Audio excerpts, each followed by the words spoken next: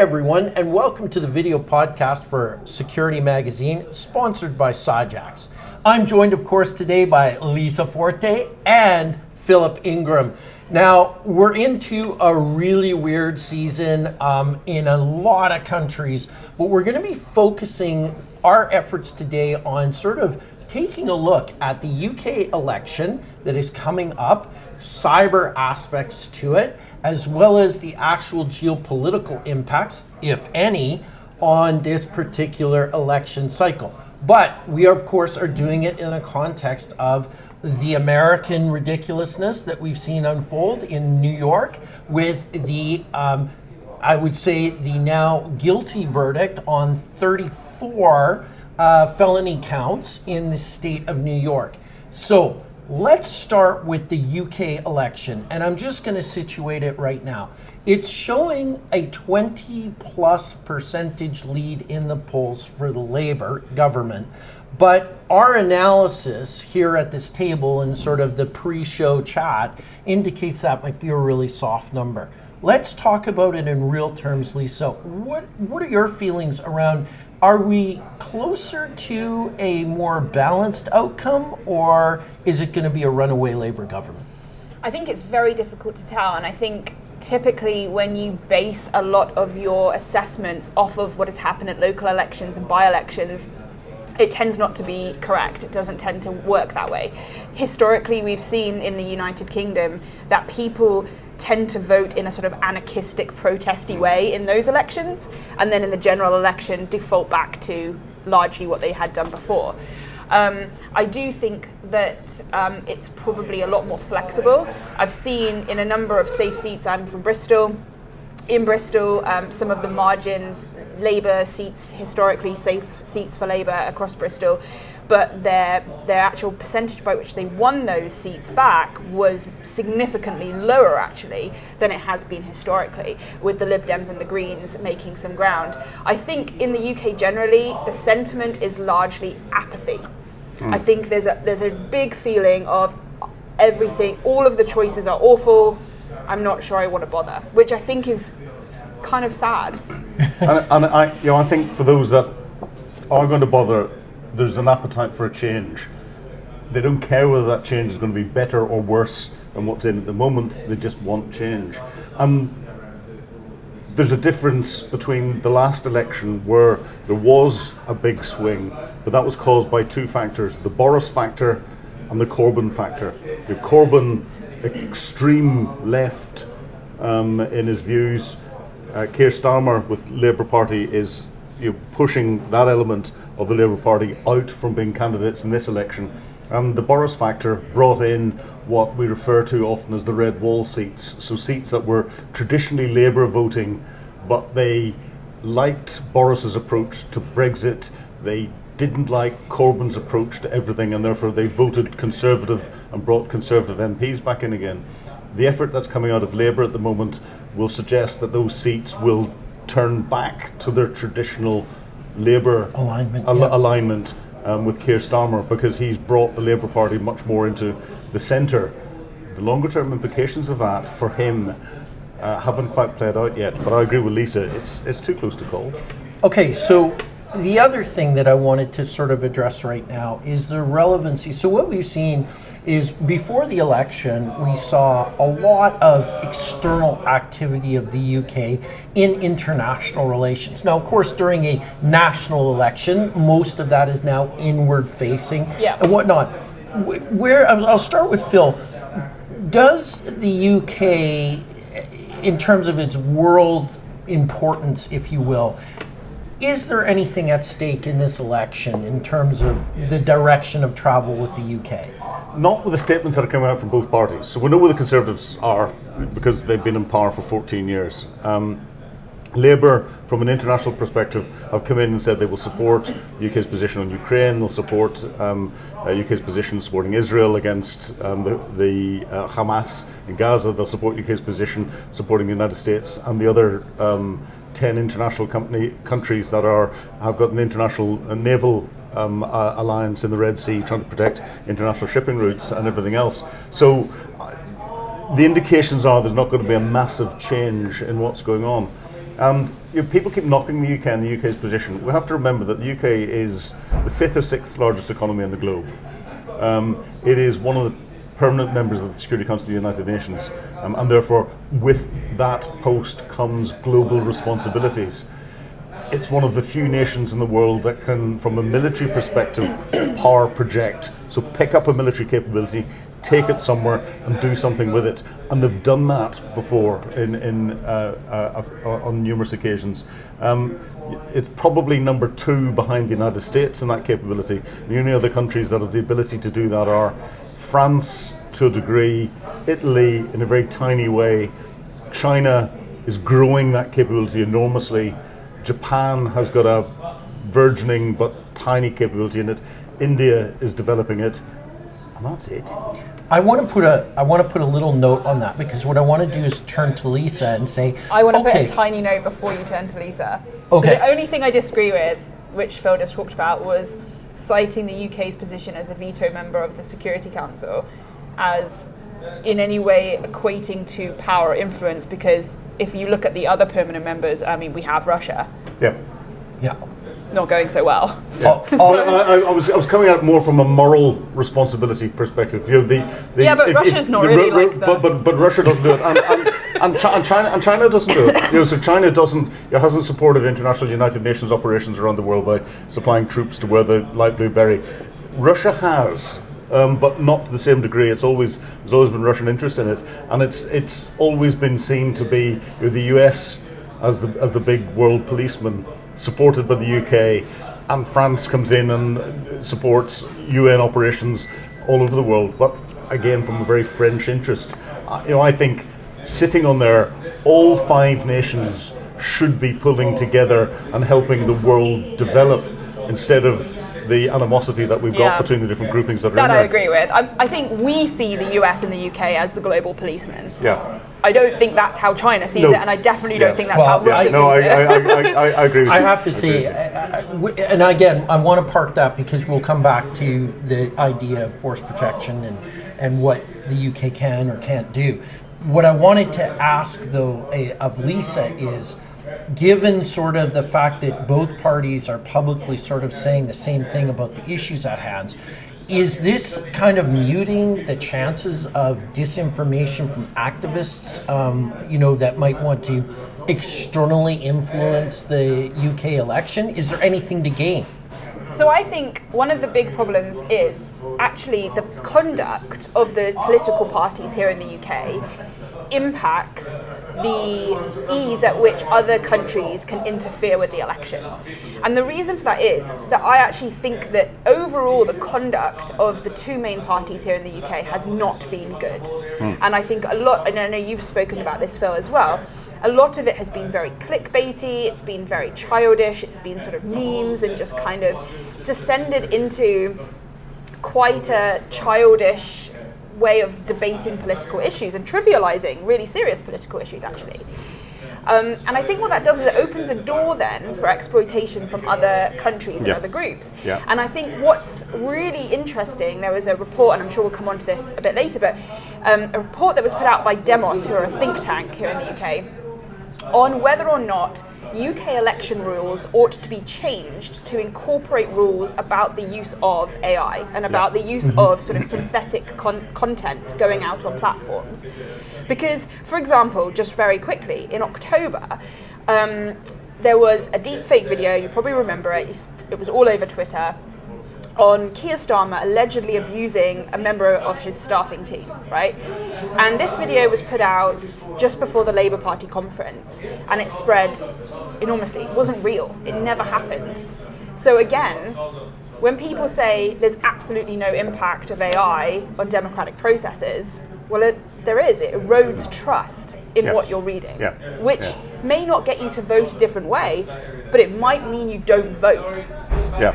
Right. Well, I agree completely. And the malign actors that are out there are looking at the ease with which they can influence what's going on and try and adjust people's thinking and therefore voting or lack of voting to create more division, to cause more disruption after the election with whatever government that comes in. So create as much unrest or potential for unrest as possible, and to support those elements that have got more extreme policies, that whether those be international policies and cause frictions elsewhere.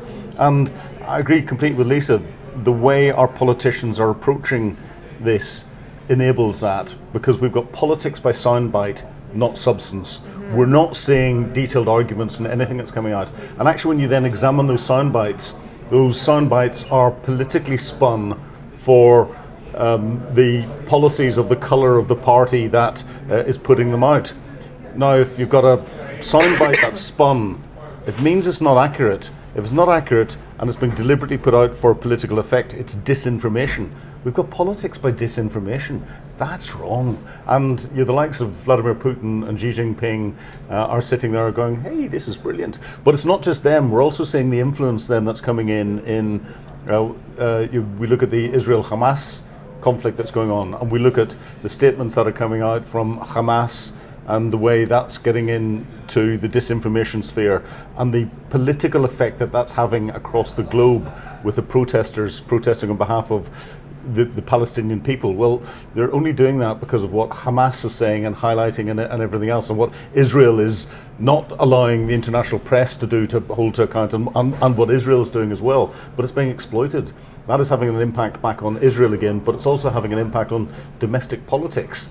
And we've seen that happen day after day after day, and that's being exploited, and others can see it and they're going, oh, let's reinforce that, and that's happening.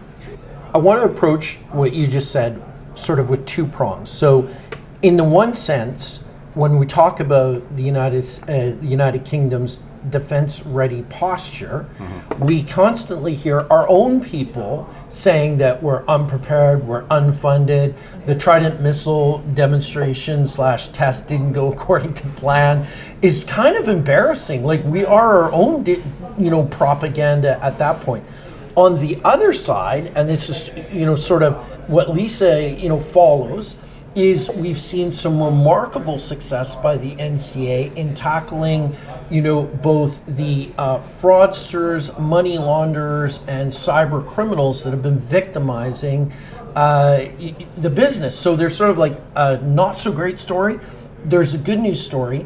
My concern is these are being political stories, in that the idea here is that, are we sending a message to the likes of Putin and Xi Jinping that we're, not nearly ready for a conflict as part of a bit of a disinformation strategy of our own, and of course celebrating the success of taking down these botnets and, now actively trolling cyber criminals, makes for some great headlines. What do you guys think?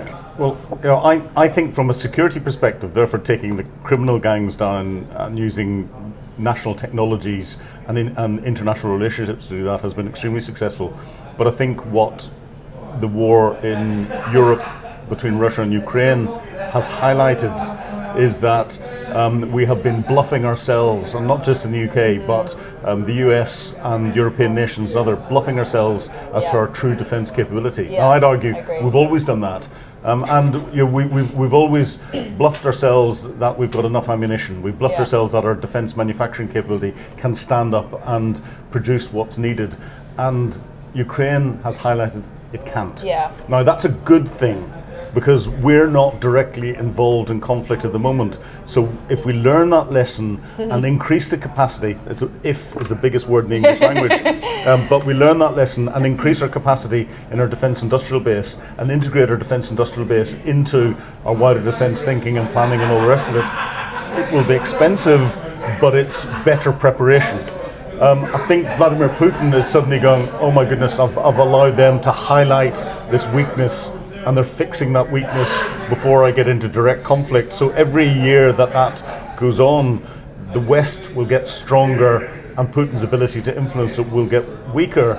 So we're in an unstable period of time at the moment where the Russian defence industrial base has ramped up very, very quickly indeed, and is working quite hard, supported by the Chinese, Iranian and elsewhere. The Western defence industrial bases are slowly but surely increasing capacity. And then when it comes to actually defence capability, a lot of countries haven't really thought about that. They don't seem to be doing anything to increase their defence capability enormously outside the Baltic nations and Poland and those that are right up against the front line at the moment. The other nations are not increasing defence capability the way that I would expect them to be doing, given the potential threat that's out there and the length of time it takes to get done. It's not something you can turn on overnight. It takes minimum 2 to 5 years to start to produce the number of armoured vehicles, the number of aircraft, the number of helicopters that would be needed, and to recruit and train the number of people and get them a basic level of experience to be able to man all of this. Well, we have the battle group of Canadians in Latvia who are specializing right now in drinking and womanizing in preparation for... Canadians have always done that. There's no real military capability. It could be the reason we're actually in NATO. But Lisa, we got a glimpse of the true capabilities of GCHQ, the NCSC, in that they're leaning forward, following on the American strategy of kind of taking the fight to the cyber enemies. Well, the NCA, not the NCA, yeah. And they're dismantling the cyber criminal infrastructure. Some have proven more resilient than others. But it does lend itself to, if they're unleashing this capability publicly on cyber criminals, what are they doing on nation states, right? Is it tit for tat cyber right now with, the revelations of these massive nation state cyber attacks, in quotations? Sometimes it's just exploitation and implant for espionage purposes. Other times it's more destructive, potentially. How do you see this evolving? So I think it was on the surface successful. However, we have also seen that whilst disruption is positive against these cyber criminal groups, it doesn't deal a lasting blow by any stretch of the imagination. I mean, the first time they took Lockbit down, they were down for 4 days. Yeah. Undoubtedly good to disrupt stuff, but it doesn't really net effect do anything. I think what we're really poor at in the UK is supporting our companies and our infrastructure and getting people prepared for how you'd handle a cyber attack. And actually coming back to your point about how prepared we are from a sort of military kinetic warfare perspective, it's the same sort of thing. I work in that space, and I often see companies say, yeah, we're fine, we've got this, we've got that. When you actually test it, you don't have it. You can't spin it up as quickly as you think. You can't recover as quickly as you think. And I think there's always this sort of, it's almost arrogance of sort of thinking, it will be fine. If it happens, I'm sure it'll be fine.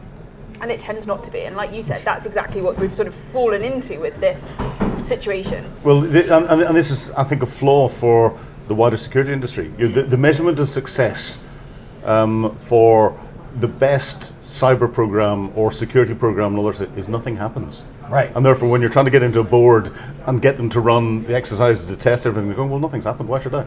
Well, no, that's successful. And then when something does happen, they suddenly go, well, why has this happened? We've spent all this money on all this, why has that happened? Well, you've never actually practiced to make sure that it works and everything else. And that's part of the problem that there is, I think. I don't know if this happens at national level, I'm sure you'll be able to tell me.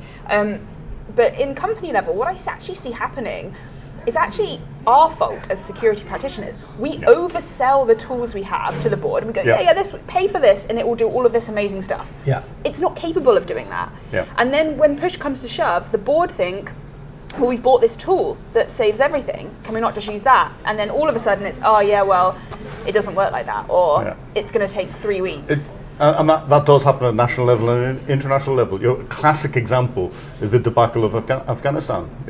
Donald Trump, president, you're looking after the US taxpayers' budget and all the rest of it, saying, why am I spending $1 trillion a year in Afghanistan? General, how are the Afghans doing? How are we doing in our military operation?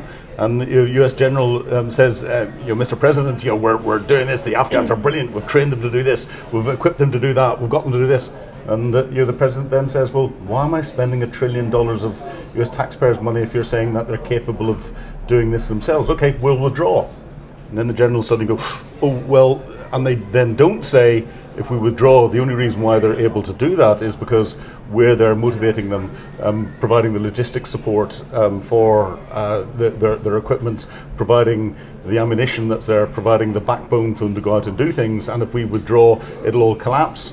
That wasn't part of the original briefing, and people don't have the moral courage then to turn around and say, I was bluffing you beforehand. And it's this policy of politics or briefing by disinformation, by sound bites, by being positive, by no bad news to the boss. That is something that reflects industry and reflects what goes on at national politics and international And politics. that comes to what you're saying. I mean, these wins are political opportunities this year. And that's the problem, because this year it's all about the general election in the UK. Yeah. And once you've had the general election, it's about getting the new party, getting their feet under the table, blah, blah, blah. So in terms of like progress this year as a country, it's zero, because it tends to be in election years for any country, right? And so I think a lot of these things end up getting like, look how well we're doing, you know, that's the Tory angle. And the Labour angle is we're not doing very well here, but we've got this magical solution that's going to fix it all like that, and the Tories haven't thought of it. And so both parties are just basically pumping out nonsense. Yeah. And the British people are stuck in the middle going, I don't really know, I have so much scepticism about the democratic process that I don't even know whether it's worth voting. So two things come to mind when you said that, spewing out sort of ridiculous things.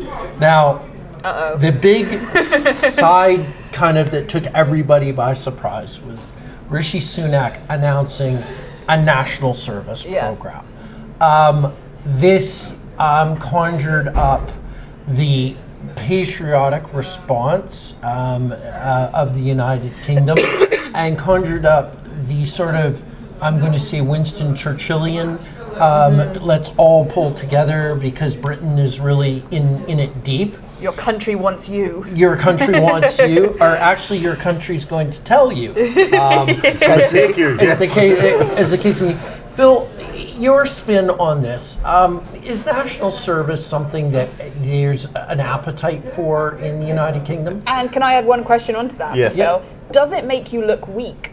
Does it make you look like your armed forces aren't up to the job? Well, you know, our armed forces are under strength at the moment anyway.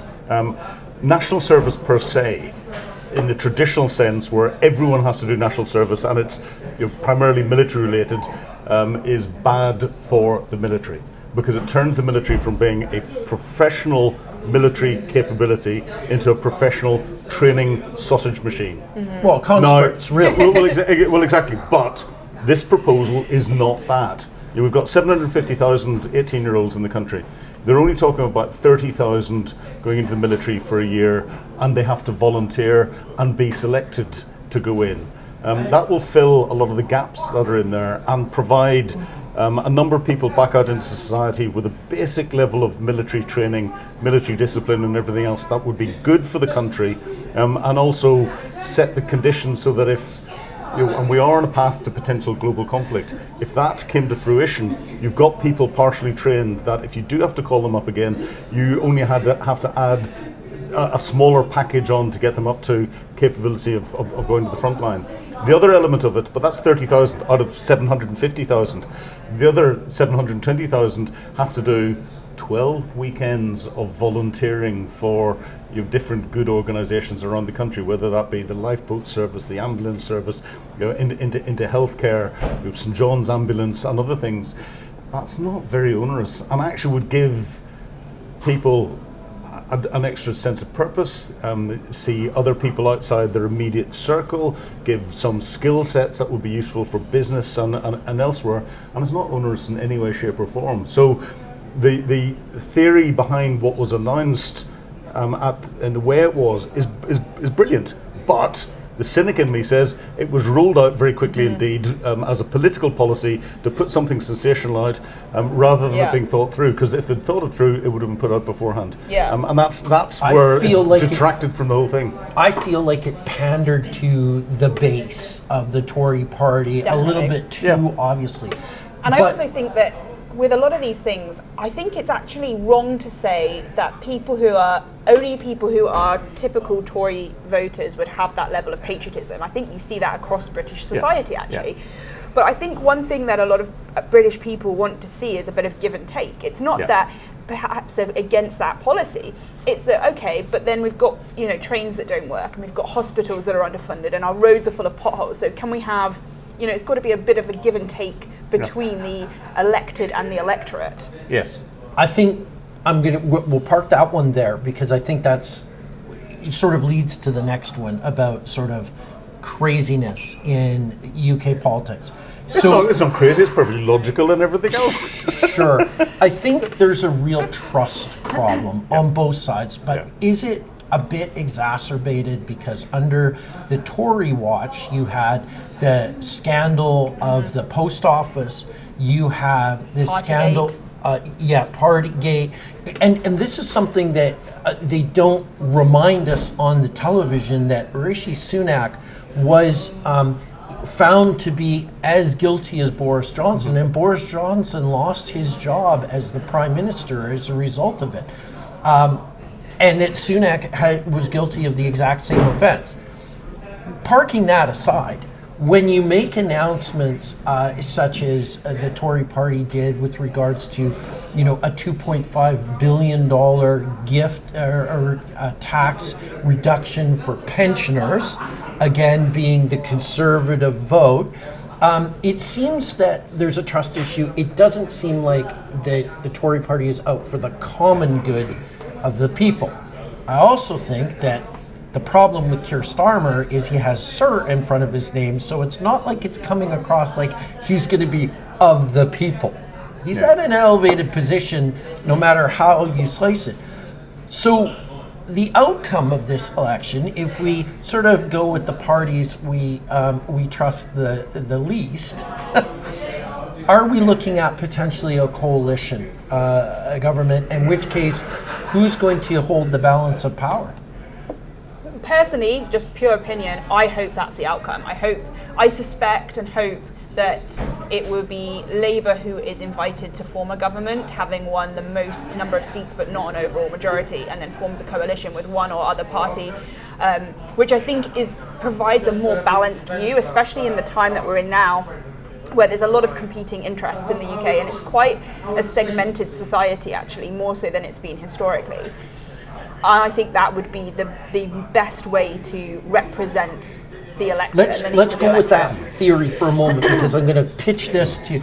Does that now show a clear path to Northern Ireland, or to unification in Ireland and a Scottish exit scenario? There's a lot to unpick in all of this. I think, going to your original question, part of the problem that there is behind both parties is, as I mentioned earlier, it's politics by soundbite. So sensational soundbite, and to be sensational, it's not telling the full truth. It's got a spin, and therefore it's politics by disinformation. Whilst we have both sides slugging each other out with disinformation, then we're never going to get to the real truth. Yeah. When we look at some of the policies that come out, and the biggest policy that will affect Scotland and Northern Ireland, the SNP are toast in this election. It's whether Labour, the Tories or Lib Dems take over Scotland, but the SNP and their nationalist agenda will disappear for at least this next Parliament, and that shows where parties get fixated on a single issue over and above all of the local issues that people want to deal with, and then you bring in a bit of corruption. We're getting that single issue with Sinn Féin in Northern Ireland, and then Sinn Féin don't take up their seats in Westminster, so a vote for Sinn Féin is a wasted vote because they can't do their job and they can't represent the totality of their constituency. We have to remember that in a democratic society, someone is elected as the representative of their constituency with a minority of the electorate voting for them, but they just happen to get the most number of votes of any of the other candidates. But once they're elected, they should represent everyone, no matter what their political colouring is. And if you don't then take up your seat, you're not representing everyone, you're following a minority stance that's in there. The biggest policy that will lead potentially to the breakup of the United Kingdom, I think, is Keir Starmer's policy of giving the vote to 16-year-olds. Because if you look at 16-year-olds in Scotland and in Northern Ireland, they tend to be more nationalistic in their view. They tend to be much easier influenced because they don't have the life skills to put into context what has been put in, so they will react from an emotional perspective. And if you are trying to convince people to vote one way or the other purely on emotions, it's easier to manipulate, and therefore you'll find that the the growth in nationalism in both areas will go through the roof, and therefore it will lead to a much greater potential for a united Ireland and for Scotland after the next election when there's a referendum again, to properly break away from the United Kingdom. That would, it'll destroy the United Kingdom. It would destroy, you get Great Britain minus, so it would be just Britain of England and Wales, and the Welsh will be going, we don't want to be part of this, and it would be a disaster for the country, a complete disaster. But yet the sovereign would remain. Social media then, is this going to be a decisive factor in influencing the vote and getting out the vote, engagement, or is sort of like the standard sound bites that we get across the news agencies really the way the message is going to be delivered? No, I think nowadays the fight is fought on social media, and that's why you see parties going so big on Twitter, on Instagram, on these platforms, because that's how they engage with the electorate. That's how they get their message out largely. I think there are two problems to that. The first is social media platforms and how they regulate, monitor, police on some level the content that goes out, which has typically been poor to very poor. And I know Facebook, for example, has now pulled away from it completely and said that they are not going to be putting out news at all because essentially we can't police this, we don't want it appearing. The other side to that, I think, are the AI companies. And there's been, and going back to that paper that Demos put together, they were saying, maybe there needs to be rules that during election time, content that has been created on an AI platform gets watermarked by default, so people can identify it. But again, they're not going to really want to do that, because if your image that you've made on whatever AI platform has a watermark across it, in some way identifying it as such.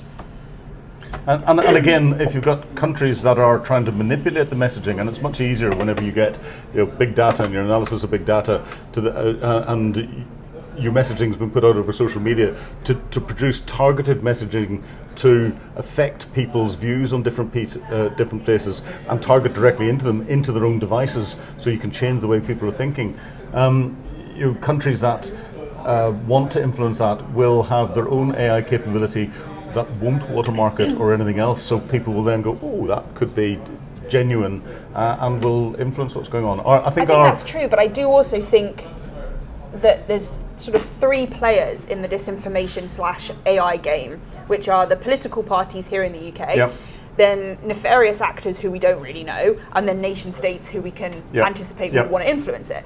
These two, you can't really pass, as you said, you can't really pass any rule or legislation or regulatory document here in the UK that's going to stop that. Fine, that's a different topic and a different fight. But in terms of getting the political parties here in the UK to agree on conduct on social media and agree on the use of AI or not the use of AI, I think is crucial. And I'm a little bit surprised, given the Bletchley Park conference that they had on AI, where we were trying to pitch ourselves as leaders in this field, that we've then shied away from any mention of it in our election rules, knowing full well that this was an election. But our political parties agree something beforehand that they want to then abuse for their own purposes? Yeah, well, exactly. This is sort of the inherent hypocrisy of the democratic system that's limited to the 4 or 5 year term, in that you're 100% right. One of the issues that I personally have is the global climate change problems 100%. Associated with the amount of energy that AI consumes. Ergo, if we are going to be the leading AI, we are going to be burning fossil fuels, coal, and as much solar and wind energy and wave energy as well, in order to feed the AI beast. This disenfranchises, and you would think that a country that is an island, that if sea level rises, we will have impacts, basically 360 degrees around the country. So it seems odd that we're so insular during the election cycle, where we're talking about policies, to affect the people in Grimsby, Grimsberry is way better though. It is much better. We've renamed it. We'll rename it. Grimsberry. But we're talking about policies, that affect the kind of like a population of that small town, but we're not discussing the fact that we've had a horrific impacts of climate change with, at one point, our national treasured bog historic area caught on fire. You would think that would be a wake-up call. We've had record flooding, we've had coastal erosion. All of these issues don't even seem to be part of the agenda. Yeah, I guess. This is the problem, because the Tories, they want to go for the whole, we're going to be the leaders in AI. This is cool, this is making us look like we're creating all these opportunities. Labour actually pulled out of a lot of the climate commitments. They've actually said they're not going to honour those climate commitments. So it's almost like, well, that's boring, that's old news. We need to come up with new shocking things, like let's say national service, and let's say we're going to do this, and let's say we're going to do all these weird and wonderful things, which again comes back to our original point of this disinformation politics that we've got into, and how now my attitude, I mean, you were talking about some of those things about like the 16-year-old votes, for example. I look at that and I honestly think they're never going to do that. And that's the point that I've got to with politics personally, where I just have this skepticism of anything, which is equally tragic for democracy, really. And that ties into how people are going to vote. They're going to vote, we want change. Surely they can't be worse than the current Shah, because they're really bad. The reality is they could be worse than the current Shah, and even worse. They might not be, but voting on hope only rather than substance is not good for democracy. What do you guys think? So we're going to sum up sort of what we've done here, but what do you guys think about what could really change the election? Should the UK government decide to declare war on the talking animals of Madagascar to stir up patriotism? We'll send our two aircraft carriers down to deal with that threat, or do we go and find a major world issue and commit resources to that world issue? What do you guys think could upend this and make it a more interesting conversation? Well, typically, countries around the world create an adversary who's a big threat to mobilize support, right? That's typically the MO. We've seen the US, Putin, all of us do it. We all see it. So that's typically the way it goes. But I think, given that we've got, a month until voting day, until polling day, I think there's not going to be anything that big. So I think what you'll actually see is just a load of clickbait nonsense get pushed out. God knows where it will go. I remember back in the last election where Corbyn suddenly started talking about free internet for everybody or something, and you thought, what are you on about? So this is the kind of thing it will descend into mediocrity. Both parties just talking absolute nonsense and probably making the situation worse in the country in terms of voter turnout, which historically in the UK has been terrible. Yeah. So an optimistic view from Lisa. Always. You come to me for the optimism. And I have to agree with that level of optimism. The problem behind not planning, and neither of the parties have planned, which is why you're seeing all these random policies coming out. Well, certainly I see you calling these people out on Twitter on a daily basis. Well, exactly. Is that what's the plan? What you haven't got are the implications of what it is that you're putting out, and thought through the second and third order implications and how that's going to affect things. And that's a disaster. Like Lisa, I don't think there's time for anything big to come out. We can't get the Argentinians to go and reinvade the Falkland Islands again. The Chinese have already taken over Hong Kong. We're stirring the Spanish up to try and do something in Gibraltar, but the EU might have something to say on that. Ireland is just being Ireland. The Russians haven't invaded Ireland yet. That could happen, but they're slightly tied up in Ukraine. So no, there's no time for a global disaster. All right, well, with that look, we are forecasting somewhat of a mediocre election and election campaign. We will be back next month, although we're going to be shooting that episode a little bit early to accommodate some summer travels. Thanks so much. Thank you. Thank you.